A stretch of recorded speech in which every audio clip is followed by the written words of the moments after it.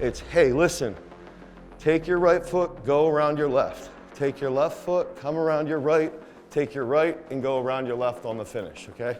It's a race, okay? It's a race to 1,000 throws. It's a race to 2,000 throws. It's a race to 3,000 throws. And so we will try to get their mechanics from a full movement as quickly as possible.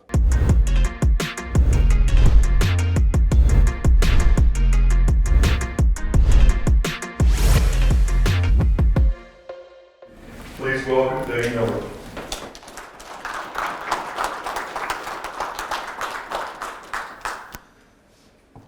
Okay, is the mic on? Okay, here we go. So the main goal for this morning, we're gonna cover rotational technique, and my whole hope is that you guys can take away very easy cues, okay? So cues that we use specifically for middle school athletes, high school athletes, right? And these are the same cues that we take all the way up to the athletes that we're gonna be training that are going to the World Championships, going to the Olympics. So I like to keep things as simple as possible. So the main goal, you have some simple cues that you can take, and then on top of that, a very simple way to apply the technique. Okay, I think it's easy to get lost in the movements, it's easy to get lost in the pattern, and what I'm hoping to do is that you guys can look at what I refer to as like geographical checkpoints of the rotational technique, and you can see what I look at, hopefully, and then you can take that and be like, okay, when I'm looking at somebody, a young kid who's in 8th grade or 9th grade learning how to spin, I want to look at these checkpoints and make sure that these things are okay. So that's the main goal. So this is Dr. Anatoli Bundchuk. He recently passed away. He was my throws coach 2007 and 2008. And a lot of the beginning of my technical understanding and how I approached the thought process stemmed from Dr. B and his thought process around spin technique. And one thing that I want to point out is his English was really bad, so everything was super simple. And I think that ended up being sort of an advantage, especially as I got into coaching the middle school kids and high school kids, but specifically middle school kids and teaching them how to spin with the shot and the disc. And I also want to go off a little bit here, was that we're going to be talking about the rotational technique mainly in the light of shot. There is some discus discussion in here, but most of the discus discussion can really be layered on top of, like, it's very, very similar. There's a few things that I might change, but for the most part, it's very, very similar. So we're going to talk about the easy instruction. We're going to have those geographic checkpoints, which I really think are a bigger deal. Like, I think they're a very, very big deal. And then we'll talk a little bit about drills and cues. And if you guys have specific questions about reps and things like that, we'll talk about that, whatever questions you have. And I do go into that a little bit more in one of my later presentations. Now, this is a researcher named Dr. Kristoff Kip. And I know when you're working with high school kids, middle school kids, it doesn't really matter that much. The science doesn't, telling a high school kid that some researcher says X, Y, or Z doesn't really matter that much. But he is currently the #1 guy in the world studying rotational technique.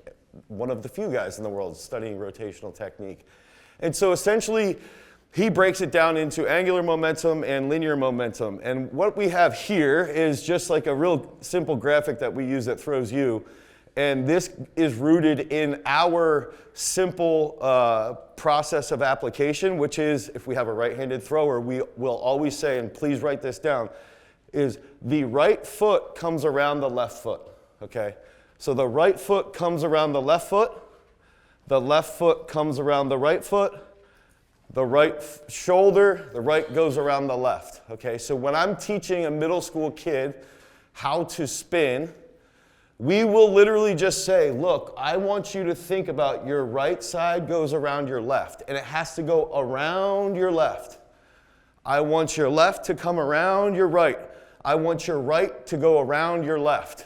And that will be our first 2,000 to 3,000 throws. So maybe the first 7th grade season, 8th grade season, that's all we're focusing on.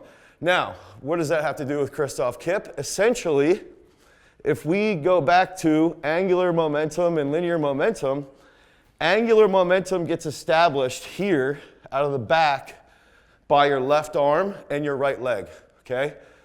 So hopefully we have at least one physics teacher here that could correct me, but that's where we're gonna think about that, where that will be like the science behind it. The left foot here is the linear momentum to the front, okay? So the right comes around the left and it cuts in. The left pushes off and it gets down, and that's the linear momentum, and we wanna have as much shoulder separation as possible. So my goal when I'm teaching rotational technique to high school kids is the whole point of what Kristoff has spent his life researching is that when the left foot grounds for a right-handed thrower, the more separation that we have here between the left shoulder and the hip, the faster our pelvis rotates, which leads to a faster rotation of our torso. So this is a standing throw, right? This is a standing throw. This is the whole goal, and it's simplifying. All I want you to do is land here, okay? And that's where all this stuff comes to, is that the whole goal from what Kristoff's seeing is that the more separation you have between your left shoulder and your hip here, the faster you'll throw on the finish. And I know that sounds simple. It's, and if you've been in throwing for a long time, we've been talking about this stuff for a very long time, but it's simplifying as much as possible when we start to talk to our high school and middle school kids. So again, this is a 13-year-old girl. She's thrown 44 feet, and she's been throwing for about a year and a half. So I wanted to show all she has been cued on her entire career so far is right around the left, left around the right, right around the left. And it's just keeping it as simple as possible, okay? So this is like first 2,000 throws, this is what it can result in, and we tried to keep everything else as simple as possible, okay? So this is like the baseline of everything, is that if there's one thing you can take away is that when you're starting your first day of throwing with your middle school kids, it's, hey, listen, take your right foot, go around your left. Take your left foot, come around your right, take your right, and go around your left on the finish, okay? Does anybody have any questions about that specifically? Was that the girl that was expired? Yes, yeah.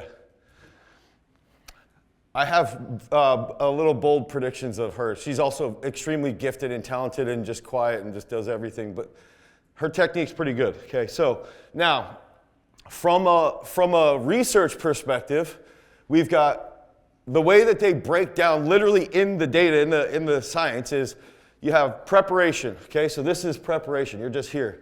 You have your entry, which is coming off of your left foot here. This is considered entry. You have the flight phase, which is when we're in the air, okay? We have transition, which is when the right comes down. Then we have delivery, which is when the left comes down and you rotate and you come forward. So the reason why I'm sharing this is that for me personally, I like to think through, okay, we got prep, we got entry, what's happening during flight phase. Those three positions really matter the most, especially the first two. And then the transition and the delivery usually are a byproduct of everything that's happening in the back of the circle. So if we can really, really, really dial in exactly what we're looking at and exactly what should be happening in the spin out of the back of the circle, the transition, the delivery will take care of themselves. And we'll get into a couple key points that I like to talk about. Now, I'm showing this, one, because I'm a proud father. This is my 14-year-old son, and he's thrown 53 feet with a 12-pound shot in 8th grade, so I'm really proud of him. The other thing is, I want you to pay attention to his right foot. He does throw with the wrong arm, sadly. But if you look at his right foot is almost, I would call it like neutral, okay? Like there's no stagger in his right side. And one thing that, going back to Kristoff, that he has pointed out is that, hey, the more separation and the sooner the left gets down, the more separation you will have, okay? So for people that throw with the wrong arm, the sooner the right foot comes down, the more separation you'll have. And where I'm going with this is that historically, and the way I learned and the way I taught the throw up until about a year and a half ago, was that we would stagger that left foot a little bit deeper, okay? I don't teach that anymore. I actually teach to take a standing throw, a power position, with your left foot in line with your right, because the whole goal now is I want to get as much separation as possible, and I want the throw to be faster. And a lot of middle school kids that I've seen that we work with that will come in and they'll start training, a lot of these middle school kids struggle with getting the left a little bit deeper, or they get it too deep. And if I can cue them to just, if they're getting it down early, then we can start to work on some of the things with their shoulders. So I did want to just share that as like a little side point to this whole thing. But when we're going into the technique, I either want you to look at the technique through the lens of going around the left, left goes around the right, right goes around the left, or look at it through the research, which is prep, entry, flight, transition, and delivery. So I might also quiz you on this. I did quiz some high school kids on this a couple weeks ago, and I was quite impressed by their memory, so hopefully you're paying attention. Now, with discus, it's all the same. Okay, so the exact same positions occur here: prep, entry, flight, transition, delivery. The only difference that I see in coaching the discus now from what Kristoff has really brought to light, and that a lot of the great discus throwers in the world right now do, is that if you're teaching a young kid, teach them all the exact same things, except teach them when they land in transition with the right foot down to get a high point where the discus is above their head, just slightly above their head. So we will talk about that a little bit. But that's like one of the big factors there. Any questions on this at all right now? Okay, so, and I like to use this. This is Alex Rhodes. This is his right. You can really see on this image that same pattern. Right goes around the left.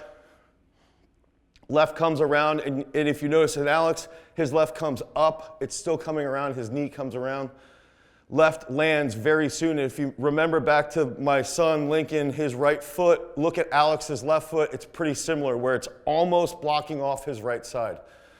If we pay attention to his left here. Okay. Now, what does this have to do? What I wanted to do now is really, if we're talking about, and I would try and walk through this, and then each point, we can ask questions. So if I'm dealing with a middle school kid, high school kid, okay, I have these checkpoints, these geographic locations in my mind, okay? So a kid comes in. We typically will have kids take in their first throw session, okay? The first day somebody comes, they will take 3 to 5 standing throws. They will spin immediately after that, okay? Right away, we are spinning. And the reason being is that I view every single kid, okay, I believe that every kid that walks into our gym can be the next state champ. They can be the next 40-foot chick, the 50-foot dude, whatever, some kid that's going to throw 60 feet or a girl that's going to throw 50 feet. And I try to think through that, and the next step I take is it's a race, okay? It's a race to 1,000 throws. It's a race to 2,000 throws. It's a race to 3,000 throws. And so we will try to get their mechanics from a full movement as quickly as possible. We'll do standing throw drills after we throw, but we will take full throws day one, first session, within 15 minutes. Now, when we're taking those full throws, they might be at a snail's pace. They might just walk through and do these simple steps, but we're trying to develop that full coordination as quickly as possible and trying not to judge where it's landing or anything along those lines. So if we're looking at the preparation or the first position, the main thing, if I have a middle school kid, is what are they doing when they're winding? Okay, so the first aspect, what are they doing when they wind? Okay, first thing, I want to see when you wind, is your left arm level? Okay, I know a lot of people like to do this. I grew up worshiping Andy Bloom, and he would sort of throw like this. But from my experience, if we can keep our athletes having simple, level, balanced movement, they're going to throw better long term. So I want to see left arm, okay? Left arm gets in line with the right knee. Taman goes a little bit deep here. He likes to wind a little bit more. But if we're teaching a kid in 7th or 8th grade, it's left arm in line with that right knee, right foot. Okay? Shot stays behind the hip. Left arm in line with the right knee, right hip, right here. okay? That is the first step that we're gonna cue somebody on. That initiation and that balance, and we want the full right foot down, and I don't want multiple pumps. I don't want somebody winding almost like Taman because they typically will fall in a little bit. Okay, so I really want to think about load the right, level left arm, and then we start to come out and load the left. Does anybody have any questions about that for teaching middle school, high school kids? Anybody? Okay, now, this would be the second portion here would be known as, now we're getting into the entry point. So when we're thinking, okay, I want a kid who's in 7th grade right now to throw 70 feet. I want him to be the next Nick Curtis. I'm thinking about, okay, what is their arm coming when they open? How are they coming out of the back? So now the checkpoints, okay, in this position. So if you have a kid throwing, you go, where's the left arm? Where's the left foot? Where's the right going? Okay. Left arm, left foot, right. Okay, left arm, is it level? And I like to think, is the armpit over the left foot? So if we have a kid in 7th or 8th grade, 9th grade, and they're learning, and the first thing they're doing is this, hey, stay level, stay level. Keep this in line with your deltoid, with your shoulder. Keep this in line with your chin or right below. Okay, next thing. Okay, you're good. Now we can go to what's happening at the next position. Okay, are they dropping here? If they drop here, they're typically going to fall into the circle. Okay, they will not sweep around, they'll fall in. Their hip will come in first instead of their hips this way, they like back in. Okay, so we want to make sure the left arm stays level. That goes back to the angular momentum that we talked about from Kristoff. So there's purposes from this, okay? Left arm goes here. We want the right leg to start to push. And if you see with Taman, he's starting to get this right foot to turn and push, and he hasn't picked up yet. But the main goal here is the left arm in the second position. Look at the kid in your video. We all have cell phones, okay? We can all video every thrower. Is the left arm level? Is their left foot opening? If you notice, you probably can't really see this, but Taman's shoe is basically at like a 90 degree here. His foot's pointing this way as he's going to pick up. Taman's thrown just under 70 feet, so he's legit. And then the balance point is on the left here, and he's going to bring that right around wide. Okay, so this is the end point of the preparation. Does anybody have any questions on this? Toward you. So if I be here, I want my left heel to go that way, and I want my right hip. And I have cues at the end that I'll talk about this, but I like to cue, so if the circle's here and you're like this, I like to cue that I'm actually going to bring the shot like almost towards you here. And it's, with high school kids, with middle school kids, it's a little harder to say that, so that's where we just keep going. No, go around more, go around. If I have a high school kid who's more advanced, I'll say like push to his left shoulder. So I want you to push over here. And then that, stepping out of the back. Yes, yeah. That way the shot path gets bigger and I can square up here and enter this way. It's typically, most kids will enter like this. They sort of fall in and they don't open their left foot enough out of the back.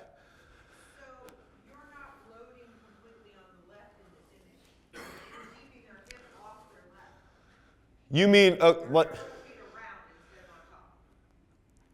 I would say that I pretend there's like a pole through my left foot, and I want to get here and come around it. But you're not pushing over in the initial push-off phase, is what I'm saying. You're not pushing to the left. Getting the hip over it's like, yeah, it's like I would be pushing over, but almost out. Yeah.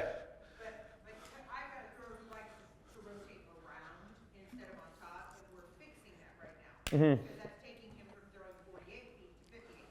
Yeah, I would say I like over and around it. Yeah, but I'm just confused because you were talking about, coming out instead of over it. And I'm like, So I like the sensation of that to prevent a kid from, so yeah, and like sometimes if you have the shot here, the shot will almost go through the inside of their groin. They'll sort of go like this, and then they do this knee sweep. Yeah, so that's where if you say, I think this is another thing, like I stole this from some of the best sprint coaches, is that they'll give a cue like ground under your torso when you're sprinting at top speed. You can't actually do that. But if the sprinter is thinking that, it'll get closer to their center of mass. And I think that's my back cue is like, think this, but it's really, really freaking hard to do it. Yeah, that's a good question. Okay, now, this, and this maybe might help. This is so we're throwing into the net here with Taman. This might be like an 85 to 90% good throw. What could he fix here? I like to look at, so if you go back to my whole thought process on like the geographic locations is, I want to look at his left arm. Is his left arm leading too much? Okay. If his left arm's leading too much, he might be falling in, and there's some things that he will have to, it's a give and a take. There's some things he'll have to correct on that. So I like to have this left arm just outside the left hip, just barely outside the left hip. I want the right leg. Okay, there's an arrow here. Not the best image quality, but the arrow is, I want the leg long and the toe up, okay? Leg long, toe up. I want the left foot. So if I'm facing you guys, or if I'm spinning and throwing this way, I want the left foot here. And I think this is and it should not go past this point. One of the fastest things to correct on a kid in middle school or high school is when your foot gets here, push off. Don't let it keep turning, okay? And just look at the video. Is their foot turning too much? Because then they're going to do this, and now they're losing separation as soon as they're coming off that left foot. So Taman sets his left foot here, and then he's off. Right leg long, the hip, we try to get that hip as wide as possible. And then I like to look at the left hip relative to the center of the circle. Is the left hip at the very least, when he's in this position, at the center of the circle? If so, he's likely getting wide enough. In this case, I would argue he could get a little wider. So these are like, I think the first thing you should look at on your kids, okay, is the right leg long. Most high school kids sweep like this. Get them to sweep out, okay? Can they hold this position? A lot of people ask me, what's the best drill? Do this. Like, hey, guys, while you guys are over there clowning around, you have to stand like this and clown around with each other. Make them hold it for 30 seconds because then they get comfortable in this position and they get off the left, and because they feel it, they get the strength in the quad, they get the strength in their foot, their knee starts to feel a little bit more stable. Okay, so that position is key. And being upright here is key to then get to the middle position. So it's left arm, left hip, left foot. And I like to do this little, the smaller this blue line is, typically the better if they're over. So when you have your kids, it's, hey, first step, let's get a long right leg. If we stop this, that helps us get more weight around. That's the first big trigger. Second thing after that, I would argue, is the left foot. Now, if the kid's opening his left arm super crazy, control that. Does anybody have any questions on this? So when you said the left arm just slightly outside the left hip, is that from when you're looking at the back of the circle toward him, or it's not out like a T?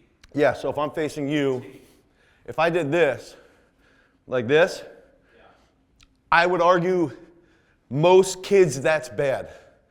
I have one thrower that I let do a little bit with that. World-class throwers, Jacko Gill used to do that a lot, but he could throw 22 meters. Like, it's okay. There's some people that do it. There's outliers. Krauser is pretty aggressive with his left arm. But then you have to see, if they do it, they have to make up for it later in the throw by changing some things. So in most kids, I'd say 99% of kids, it's just be controlled here. because they're going to have this tendency to rip a little bit. It's just be controlled, and I always like to think more active with the right leg at pickup.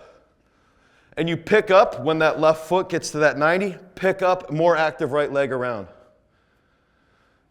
So this is, Krauser you can see is a little more active with the left.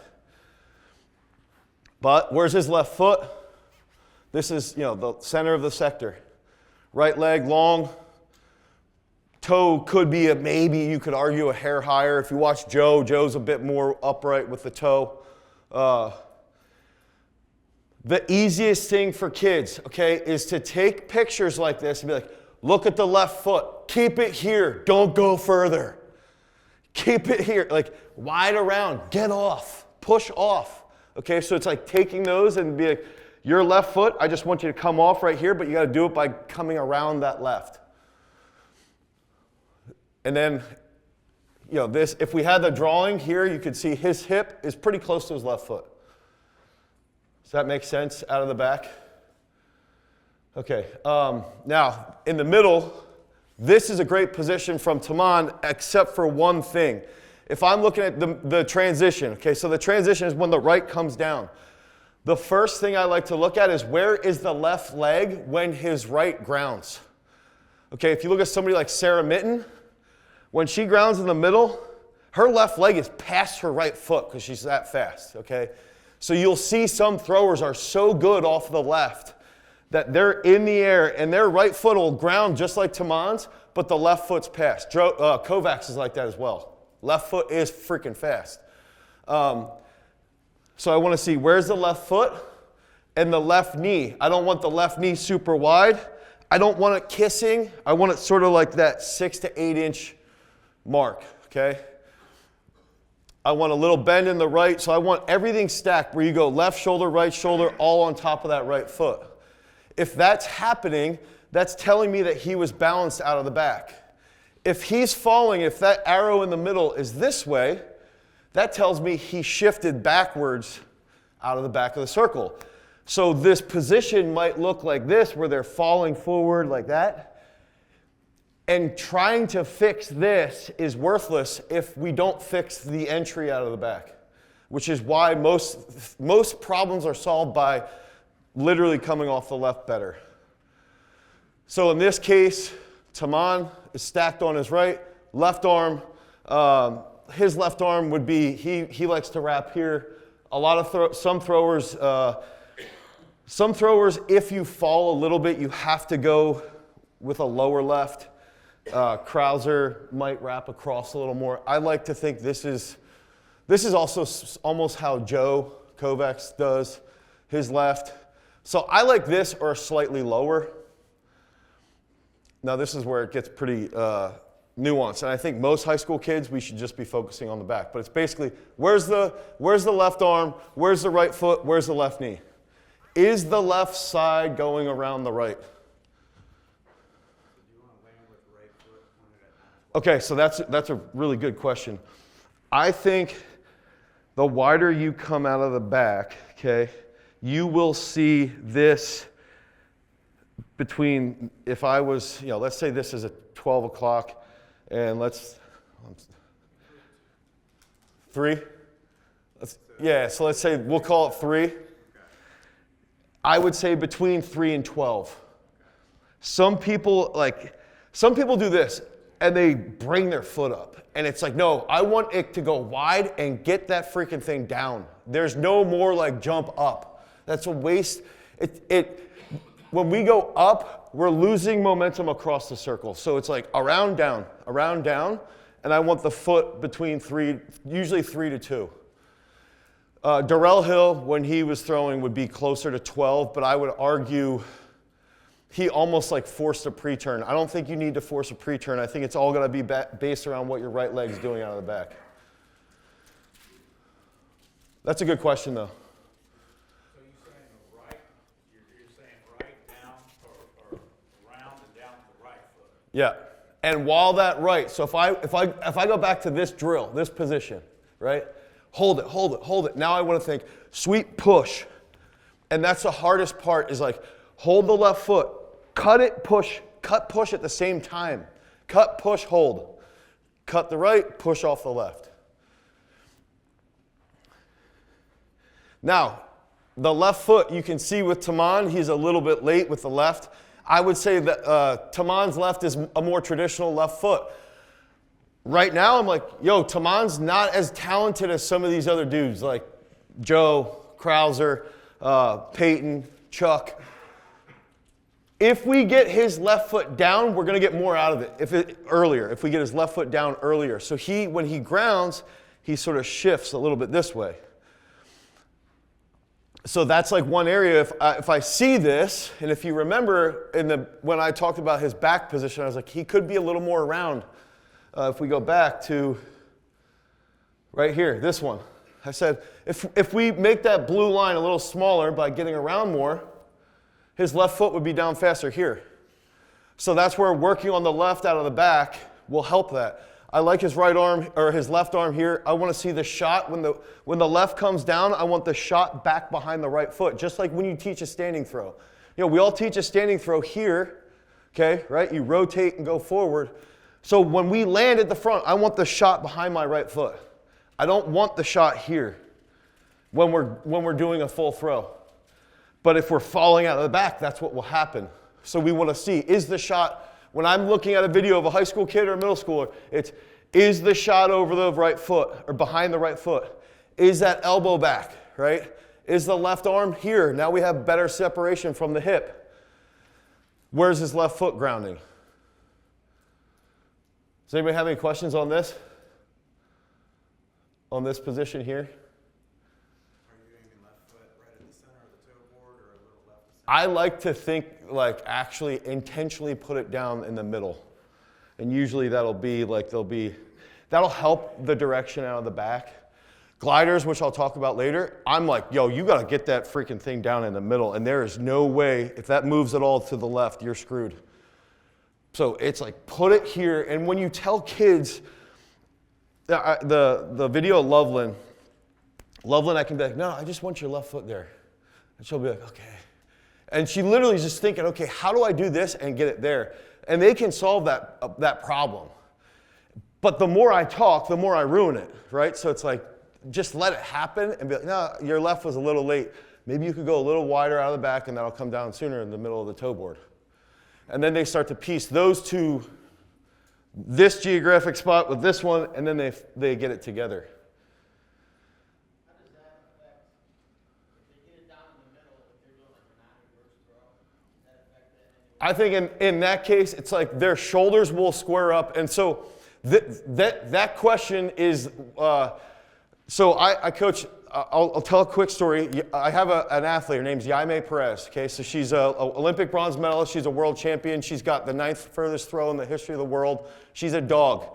She throws like this with her left foot, literally like 2 feet in front of her right. And so the first 2 years I worked with her, all I wanted to do was fix that left, right? Like, and the reason why I'm sharing this, she's a non-reverse thrower. She doesn't reverse. So finally, Kristoff breaks down Yaime's technique. And he's saying, yo, somehow, Yaime has more, so on the finish, it's hand to hip is the measurement. She has more hand to hip separation than the throwers that actually have a deeper left. And he's like, I have no idea how, but that's what it's telling us. Like, she's out like this. So in the shot, if we have a neutral position, I think you're fine. I think your hips can square up and you're fine, as long as you're not shifting early. And what I would say is, like, just come through, step forward. If you have a kid that fouls a lot and you're using it as a prevention of fouling, typically, that would be from they fall out of the back, so their center of mass comes across early. I would make them do, we call them no-feet throws, where it's like a fixed feet. You just get to the front and you hit it, and you got to keep your feet down. So that'll get them more comfortable with catching deep and then staying down so that they're saving the throw. But I do like a step forward if we have a non-reverse. I think sometimes they feel their hips a little more too, because This left being late is almost like a false feeling of your hip action. But your hip action with a late left is just a byproduct of the left being late, whereas your hip action with a fast left is you're like triggering that from the right side. At least that's my belief. I don't know if I'm accurate, but that's how I think about that. I don't know if I answered your question though. Okay. Okay, so here is Taman's last position. This is Krauser's last position. I would argue Krauser could have a faster left. But I'd also be a fool to say the greatest shot putter of all time needs to fix his left, okay? Just throw like him. That's what, like, half the time, like, yo, just do this. You see Joe, you see Ryan do these things. But I did want to point out here, because when I grew up, it was jump out of the back of the circle, it was jump on the finish. That's what I was taught. Where's Ryan's feet? And this left foot is almost perfectly flat for most of this position. That shot is still in his freaking hand. This was a 23-meter throw. Like, gone are the days of that. Now, with that being said, women typically will jump a little bit more than dudes on their finish, and I think that has something to do with how strong women are getting and how light the implement is. So I do think that's, I'm not saying jump all over the place for chicks, but I think it's a little bit more okay because they're moving really quickly. But this goes back to the non-reverse discussion, is like these are great drills in and of themselves, because you can teach a kid in a very short time frame how to get comfortable in that position. And that's also why we're seeing longer throws now. You know, the high school level, we're seeing a lot of crazy throws. We have kids, like there's a kid right now that has amazing technique that just threw like 18 meters, 60 feet with a 16-pounder, and he went 70 plus with the 12. And it's like these are like regular occurrences now on a yearly basis. Okay, now, so some of the simple cues that I like to use.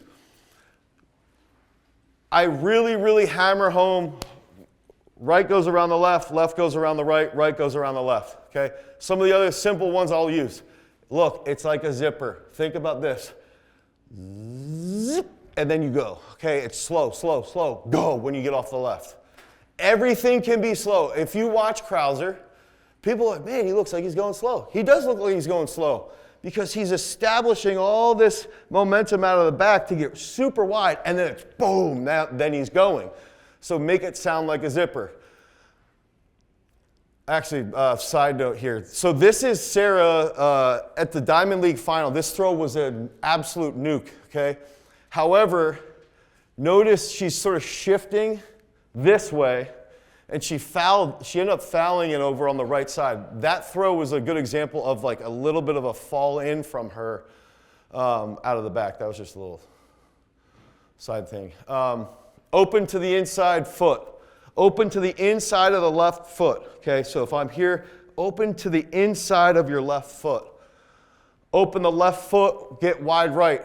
Open, so a lot of athletes will stop their left foot early. I think in the shot, most middle school kids, don't let them stop their left foot early. Get their left foot all the way to the center of the sector. Now, don't let them over-rotate either. You know, that's like playing that game. Push right leg long. Okay, another cue I really like. If you push, that's a simple one where it's like, yo, push the right leg long. Now they get a little bit more weight on the left.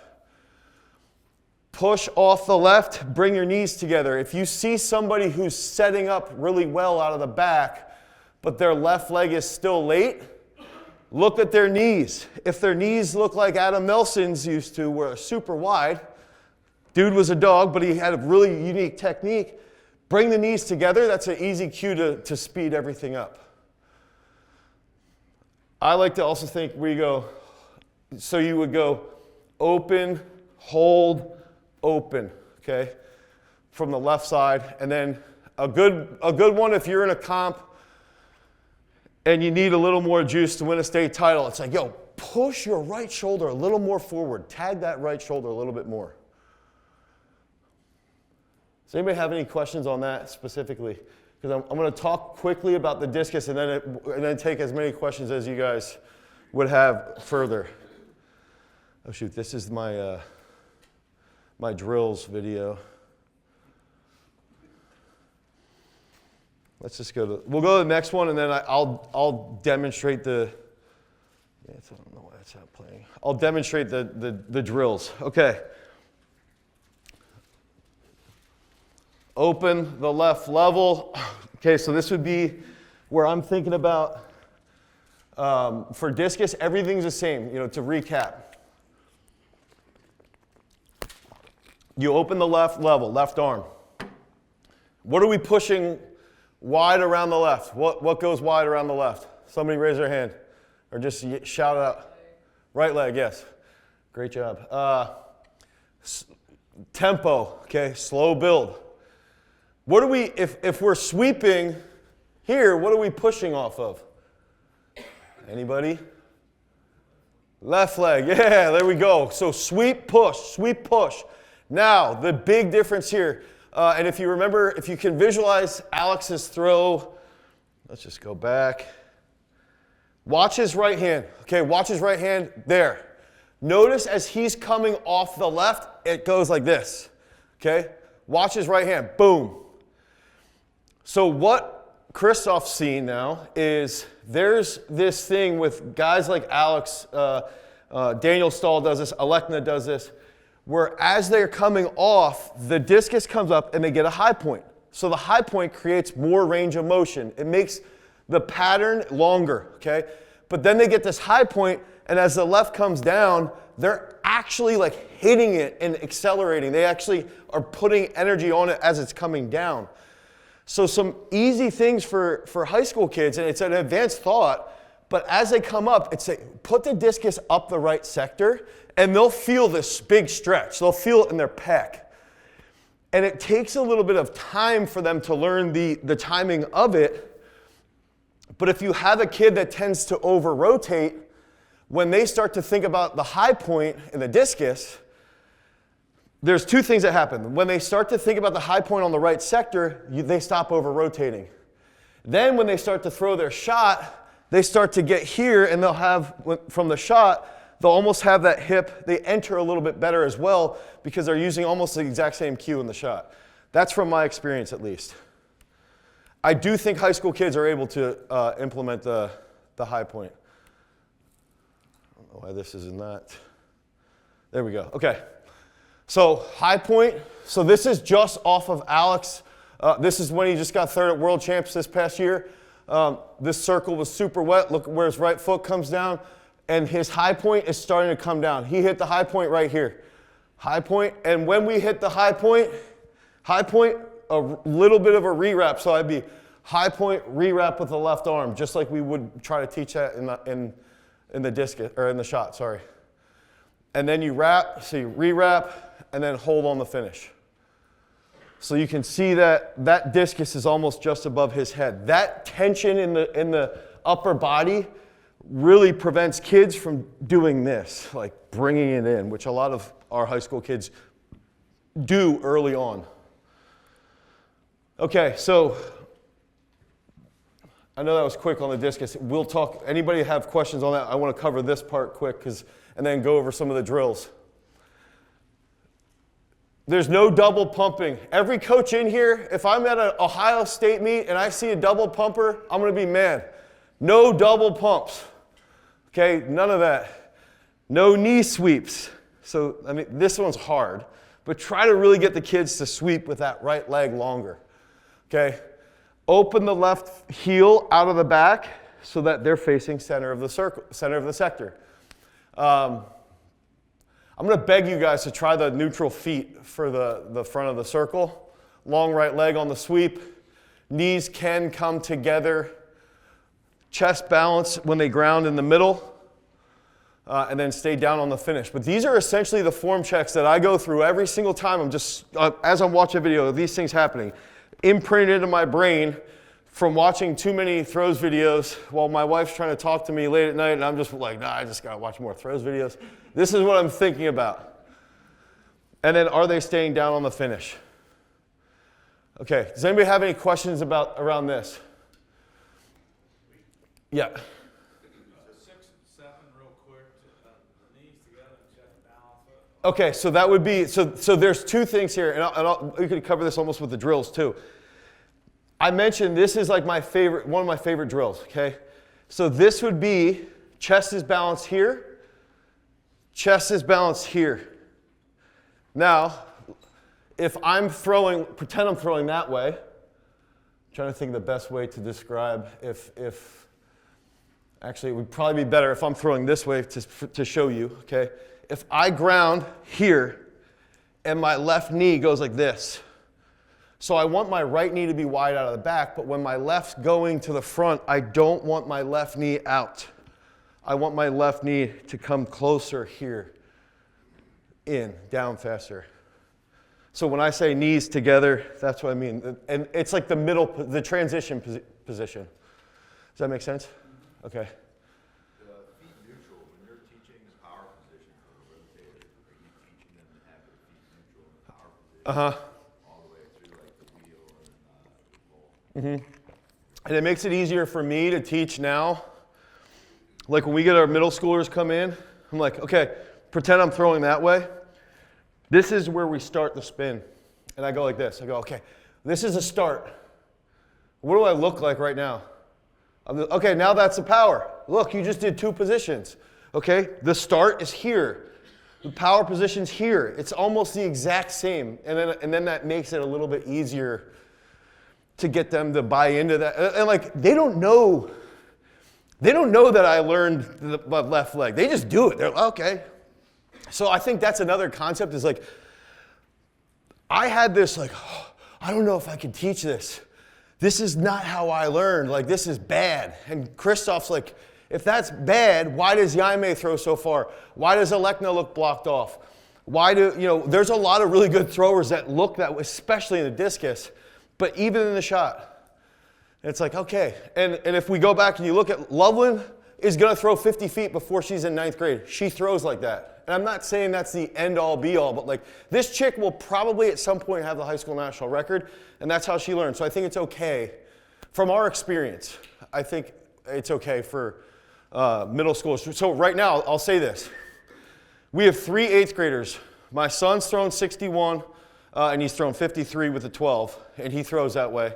His training partner has thrown 44-10 with the 12, and he's thrown 58 with the 4K, and he throws that way. And then Loveland's the other one. There's 2 other girls that are good, not like that good, but just around 30 feet, and they have the same, they're much more normal, talented kids, and they can do it. So I think it's a way to get a little bit extra out of the throw. And in a game where it's like, I got 4th at States my junior year. I missed getting 2nd by 2.5 inches. In a game that is that close, I think it's worth trying. That will be my plead in a game that is this close. Like throwing is literally 1/2 inches. Determines so much.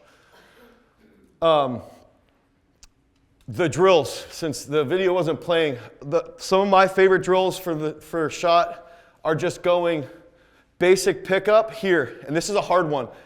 This is like literally just, I want to get to the point where I'm going, so pretend I'm throwing that way, right? I want to get here and just hold, and it's freaking hard. Get here, hold. And that gets me to talk about the question of getting over, that gives me that feeling. Then the next feeling would be going from there, I just cheated by putting my foot down, to here and holding, hold. And I want to be patient and hold the position where I want them to come off the left. And we'll have kids do 20 to 30 of those as their warm-up, or if we're throwing in the back of the gym on a cold day when it's -1, everybody's got to do those drills while they're waiting to throw. So they get that. And then the next one, here, boom, hold. Try to be patient, hold. Get comfortable in these positions. It's like isometrics, okay? Isometric drills go a long way, a very, very long way. You get stronger, and your body, as you're firing in these positions, it gets comfortable there. And then just by doing 2 to 3 types of drills, all of a sudden, their body remembers those positions a lot easier. And it's a good warm-up too. I'm trying to think about the other drills in that. Honestly, those are right now like the 3 that we're doing constantly, like over and over and over and over and over again. And then the good thing is like the kids get so comfortable, they see videos. We want them to post their videos on their Instagram because they like their mom and dad sharing them on Facebook and shit. So it's like, yo, hey, what do you notice here? Oh, I noticed my foot over-rotates a little bit. My leg's not as tight as it has been when I'm coming out of the back of the circle. Okay, is there any other questions on this? Okay. Real quick too, I mentioned this earlier. 3 to 5 stand throws, we get right into fulls, but now fulls like non-reverses, fixed feet, stuff like that. And I'll talk about this later, but we set up our week. We have a day that we slam, meaning we will go as hard as possible. We have multiple days where we do drill, throw, drill, throw, drill, throw, and then we have a day we call range days. That's like batting practice. That's like just an easy day where we put a marker out at 82% and 88%, and they got to get 25 throws in that range. And then they're just thinking about technique. One technical cue, 82 to 88% over and over again. And then when they warm up in a meet, yo, put it in the range. That's how I want your warm-ups, in the range. Okay, boom, boom, boom. They're just dialing in the range on their warm-ups, and then guess what? They don't lose any big throws in the comp. Because their warm-up is precise. They know what they're doing. They know the intent. We're not sitting there giving them 900 cues, and we're not telling them to slam in the warm-ups because we want them to slam on the first throw so they beat everybody's ass. So that's sort of how we try to set up the week of practice and then take that week of practice into the actual comp.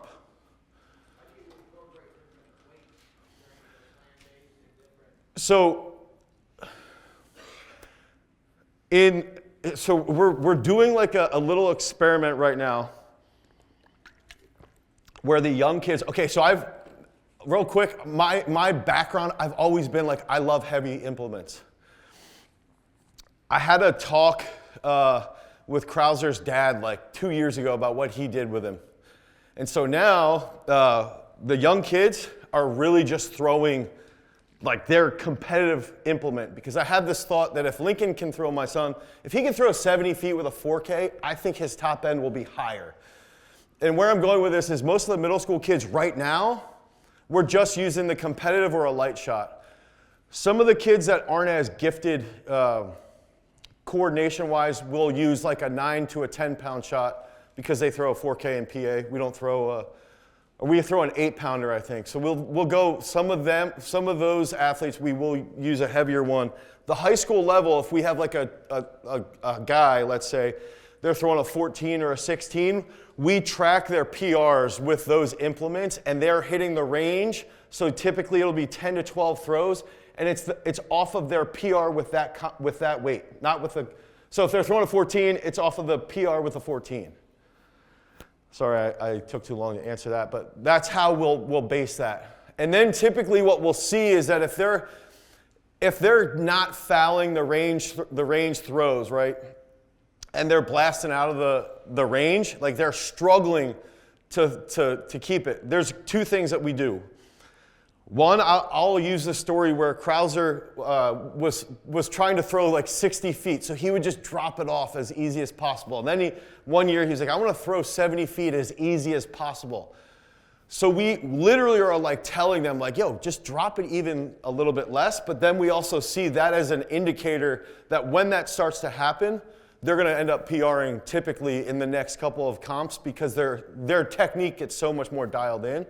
And the big thing I'll say about range days is it takes out the ego, especially for high school boys, right? Like they just, you know, who's got the biggest truck? You know, who's got the biggest arms? That's all they care about. So it removes that and it makes it a logical thought process. Like throwing far is logical. They're always going to be aggressive when it's in a competitive setting. But if they're training with more logic, they will compete with more logic. So then when they have a bad throw, they'll know they had a bad throw for a reason. And the reason is because of a movement, not because they're bad people. And I think that's a big lesson behind the range days as well. Yeah.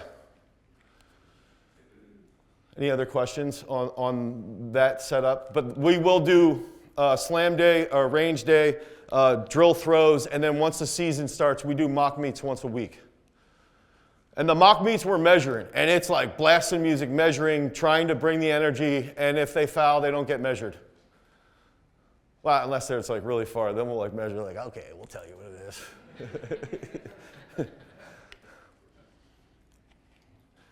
does a drill throw day look like? So we'll do it 2 different ways. They'll go 3 to 5 drills and then throw. And that would be a range throw. Or they'll, and this happens a lot, they'll take like 50 to 70 drills, okay, like a ton of drills, and then they get 10 throws. And there's a lot of times that they'll hit bombs on that day because they're actually more relaxed and they're actually thinking about their position. So then it's like, oh, hey, look what happens. You didn't try, like you were a little bit more relaxed.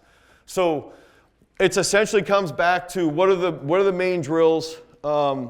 Right now, I didn't mention this one. Right now, a drill is we're going here, we're holding, and we're trying to get, with Taman, get his left down faster. So he'll go here, and he'll go 1, 2, 3, and then he's pushing and trying to land. It's like a paused South African, and he's trying to land blocked off with his shoulder wrapped.